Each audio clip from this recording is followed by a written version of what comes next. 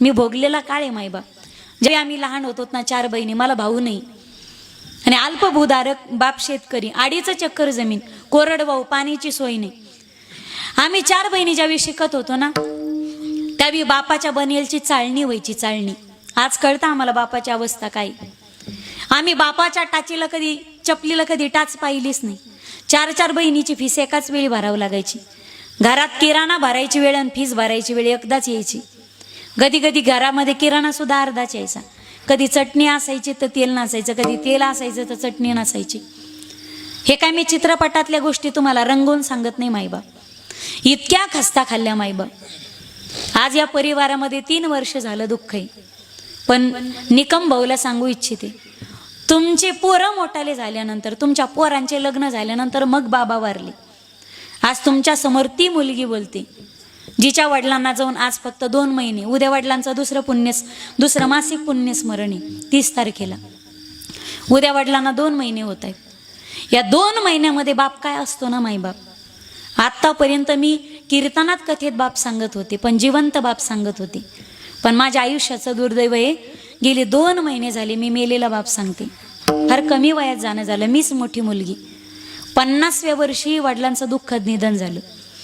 2 बहिणींचे लग्न झाले, अजून 2 बहिणी शिकतायत.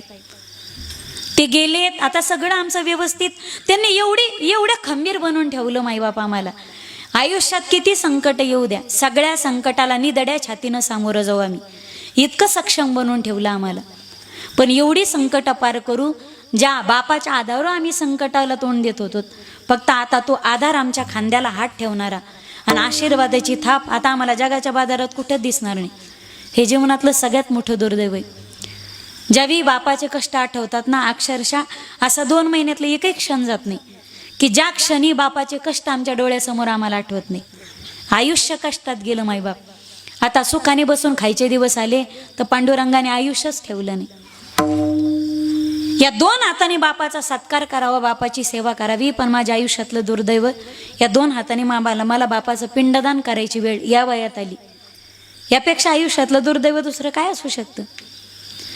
आता किती कोटी रुपये होतले म्हणजे जगाच्या बाजारात मला गेलेला बाप परत विकत घेता येईल. कोणत्या कोपऱ्यात जाऊन मी टाहो फोडला आणि बापाच्या नावाने ओरडले म्हणजे गेलेला बाप मला परत घेता येईल. रुसून गेलेली व्यक्ती 10-5 वर्षांनी परत येईल म्हणून तिची वाट पाहता येते. पण काळाच्या आड, पडद्याच्या आड, मातीच्या आड गेलेली व्यक्ती पुन्हा परत येईल याच्यासाठी तिची कोणतीच वाट राहत नाही गडे. चिट्ठी ना कोई संदेश, जाने ओ कौन सा देश, जहाँ तुम चले गए, जहाँ तुम चले गए. चिट्ठी ना कोई संदेश, जाने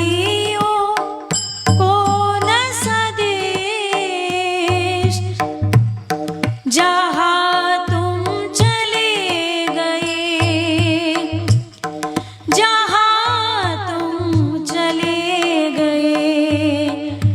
चिट्ठी ना कोई संदेश, जाने ओ कौन सा देश, जहाँ तुम चले गए,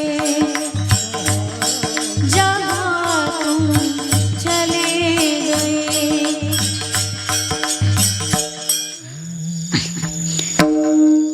विठ्ठल.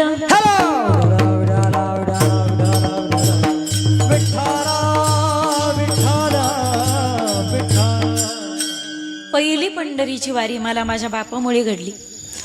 आज पंढरीच्या वाऱ्या केल्या तर पंढरीचा पांडुरंग मला विटेवरती पाहता येईल. पण अशा किती वाऱ्या करू आता की गेलेला पांडुरंग मला जगाच्या कुठल्या तरी कोपऱ्यात दिसेल.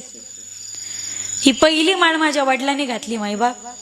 पहिली पंढरपूरची वारी मला माझ्या पांडुरंगामुळे घडली. वडिलाशिवाय आयुष्य मी आम्ही एकही क्षण इमॅजिन कधी केलंच नव्हतं. झोपेत धोंडासारखं टाकल्यासारखं झालं. बापाचं जाणं काय असतं ना मायबाप, हे ज्याचं जळतं ना त्याला कळतं भाऊ. परदुःख शीतळ असतं. वेदांत तोपर्यंत आहे, दुसऱ्याला सांगतात तोपर्यंत. ज्या दिवशी तुमची वेळ येते ना, त्या दिवशी कोणत्याच वेदांताचा कोणता सिद्धांत तुमच्यावरती कधीच काम करू शकत नाही. बापाला विसरणं सोपं असतं? अजिबात नाही. माईबाप, माझ्या वयाच्या 19व्या वर्षी बापाला सोडून मी सासरी नांदायला गेले होते. असं स्वप्नातही वाटलं नव्हतं की 19व्या वर्षी मी बापाला सोडून नवऱ्याच्या घरी नांदायला गेले. पण 28व्या वर्षी बाप आम्हाला कायमचं पोरकं करून देवा घरी जाईल. कधीच कल्पना केली नव्हती, स्वप्नात सुद्धा विचार केला नव्हता. बापाला विसरणं सोपं नसतं माईबाप. बोट धरून ज्याचं आपण चालायला शिकलो, प्रत्येक क्षणी पहिलं दुःख आपलं बापाने झेललं. दुःख आपल्यावरती यावं ना आपलं दुःख बापाने झेलावं. त्या बापाचं अस्तित्व आणि त्या बापाचं पांघरून बाप आयुष्यात अशी सादर आहे माईबाप. असेपर्यंत तिचं अस्तित्व कळत नाही माईबाप. आणि गेल्याच्या नंतर टाको फोडण्यात अजिबात अर्थ नाही. आहे तोपर्यंत किंमत करा. पहिली शेवटची भेट माझी झालीच नाही आणि शेवटचं बोलणं सुद्धा झालं नाही. बापाच्या बाबतीत आयुष्यभर मी आता भिकारी झाली माईबाप. माझ्यापेक्षा तुम्ही भाग्यवान आहे ज्याचा बाप जिवंत आहे ना. एक विनंती असेल माझी, गेल्यानंतर हंबरडा फोडण्यात अजिबात अर्थ नाही. घरी गेल्याच्या नंतर तरुण असाल तुम्ही, तुमचे पोरं आता लग्नाला आलेत आणि तुम्ही जरी म्हातारी असाल, ज्याचा बाप जिवंत आहे, भाग्यवान आहे तो माणूस. अरे श्रीमंत कोण आहे? ज्याचं बँकेत बॅलन्स आहे तो श्रीमंत अजिबात नाही. ज्याच्या दारात गाडी 4 4 व्हीलर आहे तो श्रीमंत नाही. ज्याचा बंगला फार मोठा आहे तो श्रीमंत नाही. अरे बंगला भला मोठा आहे आणि तुमच्या बंगल्यात जर मायबाप नसतील तर काडी लागली त्या बंगल्याला. हट, कोणत्याच इस्टेटी कोणत्याच कामाची नाही तुमची इस्टेट ज्या बंगल्यात तुमचे मायबाप नसतील. इस्टेट एखादी झोपडी असू दे, पण त्या झोपडी जर मायबाप सुखाने राहत असतील तर ती स्वर्गापेक्षा सुंदर असलेली झोपडी. कोण श्रीमंत आहे? ज्याच्या मस्तकावरती आईचा पदर आहे आणि ज्याच्या खांद्यावरती बापाचा आशीर्वादाचा हात आहे. जगाच्या पाठीवरती तो व्यक्ती सगळ्यात श्रीमंत आहे. त्याला कोणत्याच श्रीमंतीची गरज नाही. त्या मायबापाला फार चौफाई टांगान फार काजू बदाम खाऊ घाला मी असंही सांगणार नाही. आता या परिवारामध्ये मला वाटतं 3 मुली, किती 2 कन्या आहेत ना बाबाला, 1 मुलगी. जावी बाबाची मुलगी आता दिवाळी येणारी आणि दिवाळी होऊन भाऊबीजेचा सण येणारी. गेली 2 वर्ष झाली, रक्षाबंधन झालं आणि भाऊबीज झाली. त्या ताईला माहेरी आल्याच्या नंतर सगळं जागेवर दिसतं. जनावरं गोठ्यात, गाडीच्या जागेवर, घराच्या जागेवर सगळे दिसतात. भाऊ दिसतात, भाऊजाई दिसतात, बाच्चे दिसतात, बाच्चे सुना दिसतील, आई दिसेल. आता एकच गोष्ट दिसणार नाही या परिवारात, म्हणजे गेलेला बाप. म्हातारपणापर्यंत मायबाप टिकावेत रे आपली. पण काय दुर्दैव असतं आपलं की अर्ध्या रस्त्यामध्ये मायबाप आपली साथ सोडून जातात. आणि आयुष्यात मायबाप मेले ना ती पोकळी पण दुसऱ्या कोणीच भरून काढता येत नाही. बाप काय चुलता नसतो मायबाप, बाप इतर कोणी नसतो. बापाची जागा आयुष्यामध्ये दुसरं कोणीच घेऊ शकत नाही. आहे त्यांनी जतन करा. घरी गेल्याच्या नंतर एक कडकडून मिठी बापाला मारा. गेल्यानंतर तरसतात तुम्ही, बाप दिसत नाही. घरी गेल्याच्या नंतर उद्या सकाळी आंघोळ झाली की पहिलं दर्शन बापाचं करा आणि त्या बापाला कडकडून मिठी मारा. बाप म्हणाल आज काय याला येडं लागलंय का काय काय कळच ना, सूर्य पश्चिम कडून उगाला, म्हणू द्या, बाप आहे तुमचा तो. पण बापाला एकदा कडकडून मिठी मारा गड्या माय बाप. न जाणे पुन्हा त्याला मिठी मारायचा योग आपल्या आयुष्यात कधी येतो ना येतो. माझी शेवटची भेट झाली नाही, शेवटचं बोलणं झालं नाही माय बाप. आणि हा पश्चाताप आयुष्यभर काळजात घेऊन मला फिरायचंय की भेट झालीच नाही. मला शेवटचं दर्शन सुद्धा जवळ जाऊन बापाचं करता आलं नाही. घर सोडताना मी दर्शन बापाचं करत होते, पण 14व्याच्या दिवशी बापाच्या फोटोचं दर्शन घेऊन मला घराच्या बाहेर पडावं लागलं. आयुष्यातलं सगळ्यात मोठं दुर्दैव आहे. वडील गेल्याच्या नंतर 8व्या दिवशी मी कीर्तनासाठी उभी राहिली. भाऊ नसल्यामुळे सगळं मला बापाचं मलाच करावं लागलं. आईला सावरावं लागलं, सगळ्या बहिणींना सावरावं लागलं.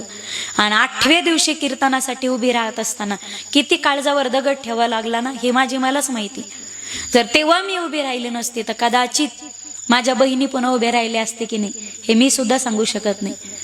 तरुण वयामध्ये बाप जाणं मायबाप, तरुण वयात घराचा आधार जाणं, हे दुःख ज्याच्यावरती येतं ना फक्त त्यालाच कळतं. आहे त्यांनी मायबाप सुखाचे सांभाळा रे माझ्या दादांनो. गेल्यानंतर पुण्यती त्या घालाच असं अजिबात अट्टहास नाही. लागतंय काय त्यांना? म्हातारी झाली तर आता जास्तीचं पचनही होत नाही त्यांना. सकाळी 1 चपाती 1 वाटी भाजी, संध्याकाळी 1 भाकर, 1 वाटी दूध, सकाळी 1 चहाचा कप, संध्याकाळी 1 चहाचा कप. महिन्या 2 महिन्यातून शुगर बीपीच्या गोळ्या तपासून आणा असतील चालू तर. आणि वर्ष 6 महिन्यातून धोतर, टोपी, रुमाल, शर्टाचं कापड, हिला 500चं लुगडे, एखादं चोळीचं कापड आणि एखादी हलकी चप्पल. या पलीकडे काय मायबापांनी सोनं मागितलंय आम्हाला? बायकोला दिवाळीला संक्रांतीला 5,000ची साडी घ्या, पण नवऱ्यानं आणलेली साडी बायकोला आवडली अशी बायको जगात जन्माला यायची अजून का? नवऱ्यानं आणलेली साडी पहा तुम्ही, कशी साडी आणा, हिची नक्कीच बरोबर नाही, हिचा कलरच चांगला नाही, हिची फॅशनच गेलेली, हलकी साडी घेऊन आणली. तुम्हाला दुकानदारानेच फशील आणि तुम्हाला तर काही बरोबर आहे ना? अशाच म्हणते, सगळ्याच्या म्हणतात ना, सगळ्याच्या. बाबा तुमची बी ना, सगळ्याची म्हणती ना. 5,000ची साडी आणा, पण 500 चुका बायको काढी ती. 500च्या लुगड्यामध्ये अजून जिला एकही चूक दिसली नाही. जगाच्या पाठीवरती ती फक्त आईच असू शकते. वाजवा टाळ्या, वाजवा, नाही तर बसल्या बसल्या झोपायचे तुम्ही. पोरांना दिवाळीला 15,000चे कपडे आणा, पण 15,000च्या कपड्यामध्ये पोरं नाव ठेवते, चुका काढीत. आपल्या बापाला एखादा हलक्यातला हलका 700-800 मध्ये ड्रेस शिवून आणा, धोतर, टोपी, रुमाल. म्हाताऱ्याला चालता येत नाही, पण कुठून शक्ती येते म्हाताऱ्यात? सकाळीच उठून आंघोळ करतं, अंगावर पोराने आणलेले कपडे घालतात बाबा, हातात काठी. मारुतीच्या मंदिरापर्यंत चालता येत नाही, पण 4 ठिकाणी उठत बसत जाते.